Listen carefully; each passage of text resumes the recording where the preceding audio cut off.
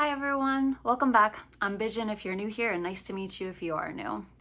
For most of my life, I believed one thing: if I just tried harder, I could be more productive. So every planner, every to-do list, every motivational video, I was like, yeah, I'm gonna get my life together like everyone else has their life. But no matter how hard I tried, I would always fail at sticking to these routines, and it was very frustrating. And then I learned that my brain worked differently and I wasn't neurotypical, and it explained a lot.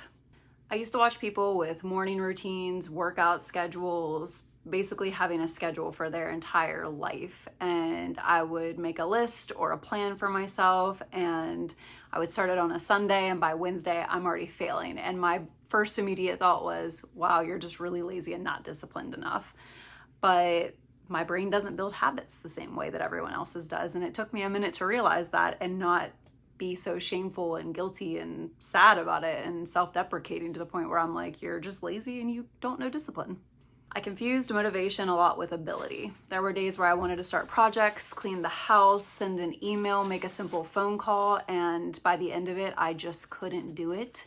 And for me, that really wasn't fun. I have a lot of energy. I can do a lot of things in a day sometimes.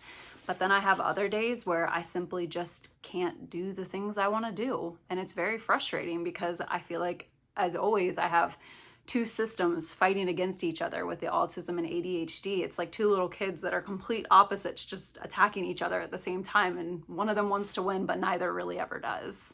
I kept chasing the perfect system. I would download apps, I would buy new planners, I would get really excited about them. I would plan out my entire month at one time.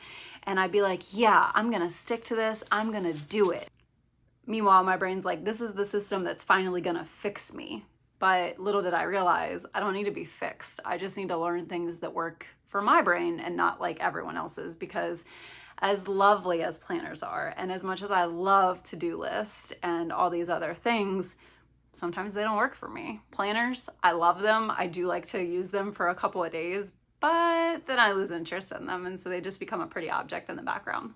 I didn't realize that my energy mattered more than my schedule. And what I mean by that is some days I have Energizer Bunny energy. I can run around this entire house and do everything in a very little amount of time also.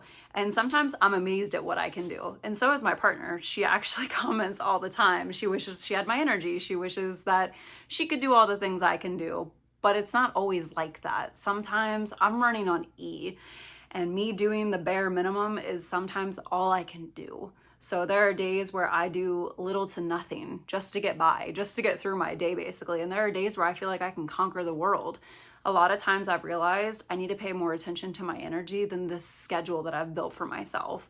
I've been trying to wake up at 6 a.m. every day, and I've been really beating myself up when I can't do it. And some days, listen, I'm all for it. Other days, I just need a little bit more sleep, especially if I'm not getting enough sleep from the night before. My body's not going to be able to keep up with it.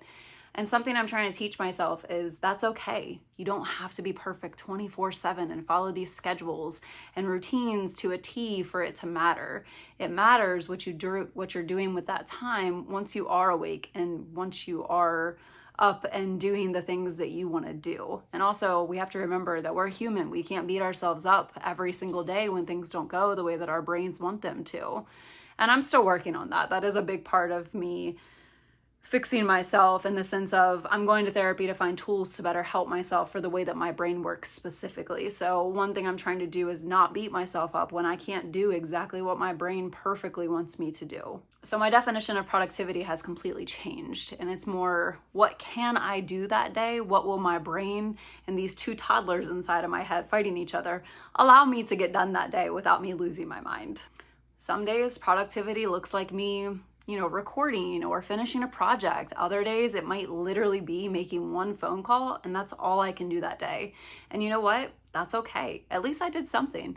But even if I did nothing, that's also okay. Humans need time to just do nothing sometimes.